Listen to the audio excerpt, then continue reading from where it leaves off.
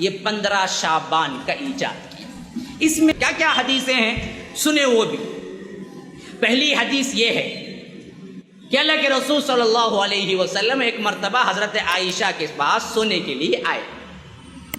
اپنے حجرے میں آئے تو جوتی نکال کے ایک جگہ رکھا اور اپنی جو چادر اوپر والی تھی اس کو اتارا اور اس کے ایک کونے کو اٹھا کے اپنے بستر کو جھاڑا، پھر ہاتھ یوں رکھ کے دائیں طرف لیٹ کے کچھ دیر کے لیے سو گئے۔ حضرت عائشہ بیان کرتی ہیں کہ میں بھی سو رہی تھی، کچھ ہی دیر گزرا، اللہ کے رسول اپنے جوتے اٹھائے، پہنا، چادر اوپر اوڑی، نکل گئے گھر سے۔ جیسے ہی گھر سے نکلے حضرت عائشہ کے دل میں وسوسہ پیدا ہو، کہاں نکلے؟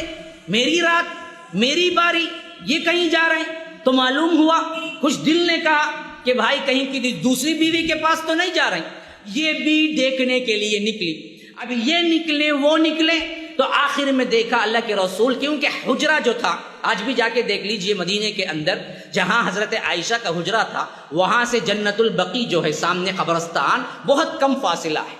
اس دور میں تو ابھی کم فاصلہ تھا، بڑا ہو گیا ہے، بیچ میں لانگ فاصلہ ہو گیا، پہلے تو کیا تھا بالکل قریب تھا جنت البقیع جو تھا۔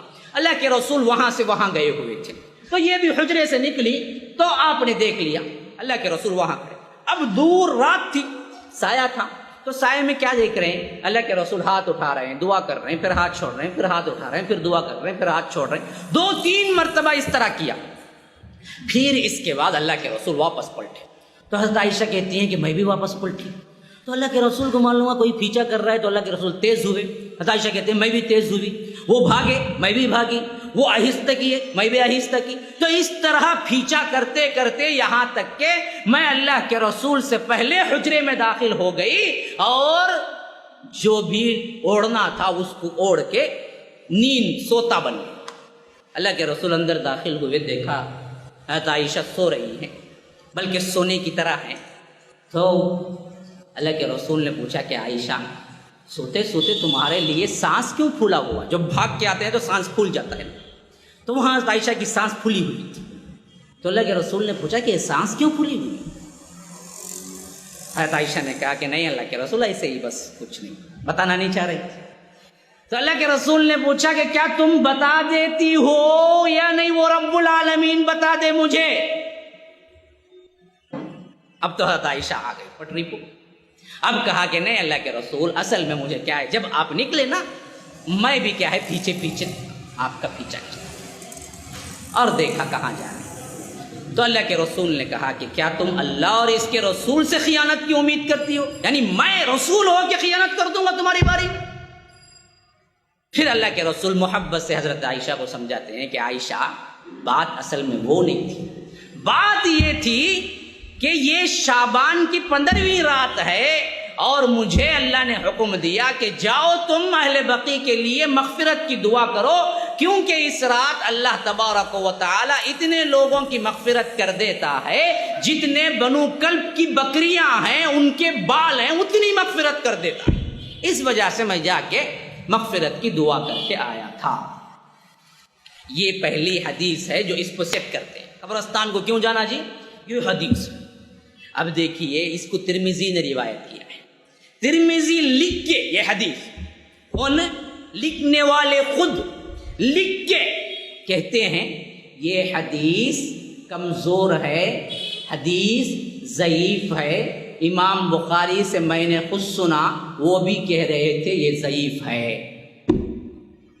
اب آپ پوچھیں گے ضعیف معلوم رکھو کئی کو لکھے انہوں ترمذی میں، یہ تو عوام پوچھ سکتی، ان کو بات سمجھ میں نہیں آئی۔ اصل میں محدثین کا کام کیا ہوتا تھا، ان کے شروط پہ جو بھی حدیث آ جاتی وہ لکھتے تھے۔ کیوں لکھتے؟ اس وجہ سے کہ بعد میں آنے والے کوئی دشمنان اسلام یہ نہ کہہ دیں کہ یہ لوگ ضعیف ضعیف بول کے بہت سے حدیث ضائع کر دیے، آج جو حدیثیں ہیں دراصل بہت کم حصہ، وہ بہت بڑا حصہ اللہ کے رسول کا گم ہو چکا ہے۔ یہ الزام نہ لگائیں دشمنان اسلام، اس وجہ سے ضعیف ہو یا صحیح ہو یا موضوع ہو، اگر آ گئی حدیث تو لکھ دیتے، ساتھ میں حکم بھی لگا دیتے دیکھو یہ وہ نہیں ہے جو صحیح والی ہے، تاکہ کوئی دشمن یہ حکم نہ لگائے کہ تم نے اللہ کے رسول کے بہت سے احادیث کو ضائع کر دیا ضعیف ضعیف بول کے۔ اس وجہ سے لکھتے۔ تو انہوں نے خود لکھ کے بتا دیا یہ حدیث ضعیف ہے، اور ان کے استاد بخاری ہیں، بخاری کے پاس پڑھ کے سنایا تو بخاری نے بھی کہہ دیا کہ یہ حدیث ضعیف ہے، مت مان۔ اب دیکھیے یہی حدیث مسلم میں بھی ہے، بخاری میں بھی ہے۔ اب آپ پوچھیں گے تب تو صحیح ہو گئی نا؟ ہاں صحیح ہو گئی، واقعہ بالکل سچا ہے۔ حدیث کے اندر یہ 15 شعبان والی جو بات ہے وہ فقط ضعیف ہے۔ بخاری میں یہ حدیث آئی ہے، مسلم میں یہ حدیث آئی ہے جس میں یہ بات نہیں ہے، باقی تمام واقعہ ہے۔ کیا نہیں ہے؟ 15 شعبان والا لفظ نہیں ہے، تو معلوم ہوتا ہے سیٹ کیا گیا ہے بعد میں جا کر۔ اصل واقعہ کیا تھا؟ یہ پورا واقعہ موجود ہے۔ اللہ کے رسول آئے، لیٹے، کچھ دیر کے بعد اٹھے، بقیع کو گئے، دعا کیے، عائشہ پیچھا کی، پھر عائشہ بھاگ کے آ گئی رضی اللہ عنہا، پھر اللہ کے رسول نے پوچھا تو تب اللہ کے رسول صلی اللہ علیہ وسلم نے بتایا، صرف اس میں اتنا کہا کہ اللہ کے رسول صلی اللہ علیہ وسلم کو حکم ہوا کہ بقیع میں جا کے آپ دعا کریں، اور حضرت عائشہ خود کہتی ہیں جب بھی میری باری ہوتی عموماً اللہ کے رسول بقیع میں جا کے قبرستان کے لوگوں کو دعا کرتے۔ یہ تمہارے لیے کبھی بھی جائز ہے، جب چاہے جاؤ، شب برات میں جانے کی کوئی الگ سے دلیل نہیں۔ ان کو بولو 15 شعبان کو نہیں 17 کو چلے جاؤ، جو جاتے ہیں نا ان کو بولو کیا مولوی صاحب ڈراتے ہی تمہیں، اتنی رات کو کون جائیں گا مولوی صاحب، لیٹا نہیں سو، کیا چکمک چکمک رہتا اس کے اوپر، برقعے چکمک چکمک کرتے، ہمیں جاتے اس کے واسطے، 2 چکمک کے واسطے جاتے ہمیں، تمہیں خالی خولی اندھیری رات میں جاؤ گا تو کائی کو جائیں گے ہمیں؟ وہاں کون تبھی جا کے دعا کرتا یا موت کو تذکرہ کرتا یا موت کو دیکھ کے روتا؟ وہاں جاتے صرف اور صرف اپنی منمانیاں کرنے کے لیے، قبر کے پاس قبرستان میں کھڑے ہو کے بھی فحاشیاں کرنے سے نہیں چوکتے۔ یہ امت وہ امت ہے، لڑکیاں بن بیائی لڑکیاں کیا کرتی ہیں، اچھے اچھے کپڑے پہن کے، ایسا برقعے دیکھے تو برقعے والی دیکھنے کی ضرورت پیش آ جائیں گی، ویسا برقعہ پہننے کو کہاں جاتے ہیں سوئنو؟ قبرستان کو۔ ارے قبرستان کو جانے یہ برقعہ، تو شادی کو کون سا برقعہ پہنیں گے؟ ہاں، قبرستان کو جانے ہی سے منع کر دیا گیا عورتوں کو۔ لعن اللہ، لعنت کی ہے کون؟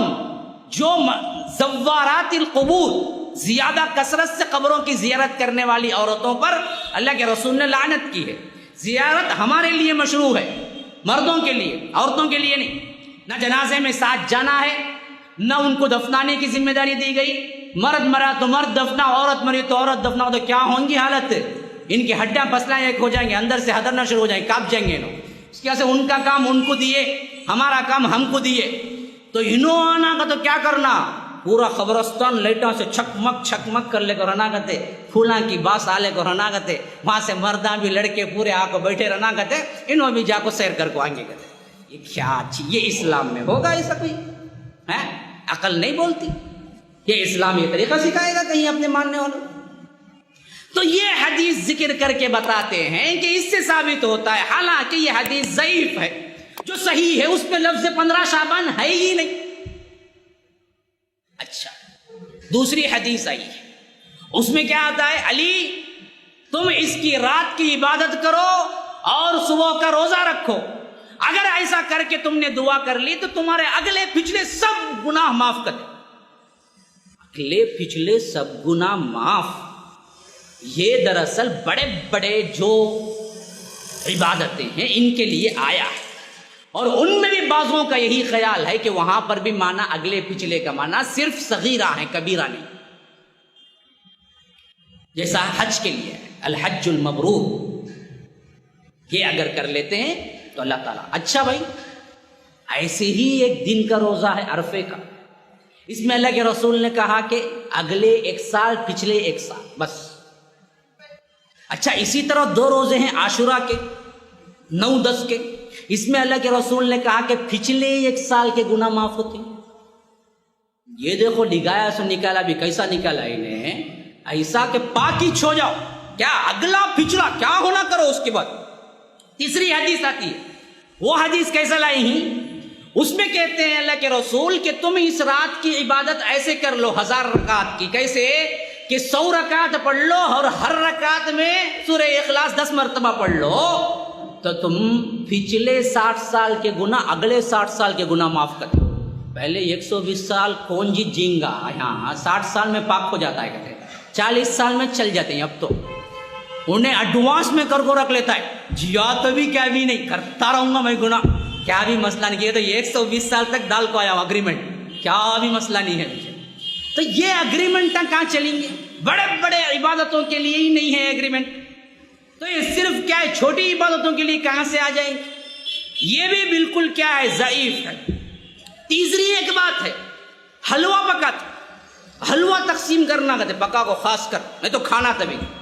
اس کی ایک ہے کہ حلوہ کی بھائی پکا کو کھاتے تمہیں، تو بولتے نہیں اللہ کے رسول کو میدان احد میں دانت ہے نا، دندان مبارک شہید ہو گئے سامنے، تو اللہ کے رسول کو روٹی چبا کو کھانے نہیں ہوتا تھا کہتے، تو صحابہ حلوہ بنائے کہتے، ہونچ ہونچ ڈال لو سیدھا سیدھا بغیر چبائے. وہ خوشی میں جا کر انہوں بھی حلوہ پکاؤ کھا دیں. عجیب بات ہے، غزوہ احد ہوئی شوال میں، انہوں کھاتے ہی 15 شعبان. کتنے مہینے ہی بیچ میں معلوم؟ بولو گنتے بھی ہاں کتنے بھائی مہینے ہی؟ 1 سال کے قریب مہینے ہی. کہاں سے کہاں؟ شعبان کی 15 میں انہوں کھاتے ہی دندان مبارک شہید ہوئے. کب؟ شوال 3 میں، بیچ میں مہینے ہی، 1 مہینہ 2 مہینے، وہ مہینہ چھوڑ کر انہوں 15 میں کھا لیتی. اور ایک روایت ہے، وہ کیا ہے، نہیں غزوہ احد میں جب دندان مبارک شہید ہوئے، حضرت اویس قرنی جو تابعین میں سردار ہیں، انہوں سنے گتے اللہ کے رسول کے دان شہید ہو گئے بول کو، آپ کو محبت میں اپنے دان اٹھا کو توڑ لیے گتے. انہوں تو محبت میں دان توڑے، تمہیں محبت میں حلوے کھاتے. یہ کیا چیز ہے عجیب و غریب؟ اتنی محبت تم نہ بھی ہے تو تمہیں بھی دان توڑو، توڑ کو تبھی حلوہ کھاؤ. ابے دان توڑ گئے اب حلوہ کھاتا ہوں، بولو کھاؤ حلوہ. اس سے بھی اس سے نسبت کیا بھی نہیں ہے. تو معلوم ہوتا سب کے سب کیا ہیں، خود ساختہ باتیں ہیں، کہانیاں ہیں جس کا کوئی ثبوت نہ قرآن میں ہے، نہ حدیث میں ہے، نہ صحابہ میں ہے، نہ تابعین میں ہے، نہ تابع التابعین، کہیں بھی نہیں ہے.